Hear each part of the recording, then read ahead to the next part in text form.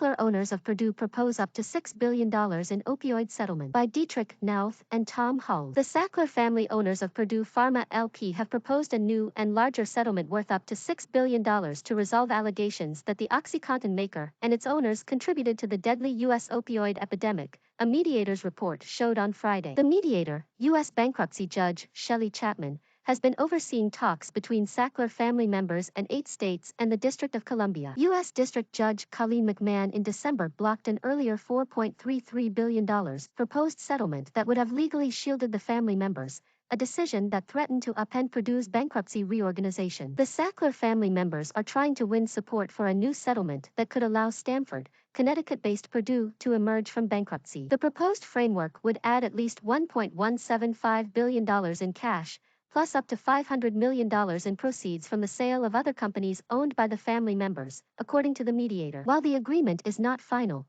the mediator revealed the framework under discussion for the first time on Friday. All of the funds would be directed toward abatement of the opioid crisis, including support and services for survivors, victims and their families, according to Chapman. We remain focused on achieving our goal of providing urgently needed funds to the American people for opioid crisis abatement, Purdue said a statement. We believe a global settlement is the swiftest and most cost-effective exit path from Chapter 11, and we will continue working to build consensus. Not all of the states have agreed to the deal, and Chapman asked for permission from U.S. Bankruptcy Judge Robert Drain, who is overseeing the Purdue case, to continue negotiations until February 28. That date would fall close to the March 3 expiration of legal protections that prevent the Sacklers from being sued while Purdue remains in bankruptcy. Purdue, maker of the highly addictive OxyContin opioid pain drug, filed for bankruptcy in 2019 in the face of thousands of lawsuits accusing it and Sackler family members of fueling the opioid epidemic through deceptive marketing. The company pleaded guilty to misbranding and fraud charges related to its marketing of OxyContin in 2007 and 2020. Sackler family members have denied wrongdoing. McMahon ruled in December that the bankruptcy court lacked the authority to approve sweeping legal protections to shield the Sacklers from the opioid lawsuit. Purdue and Sackler family members have appealed McMahon's decision to the New York-based Second U.S. Circuit Court of Appeals,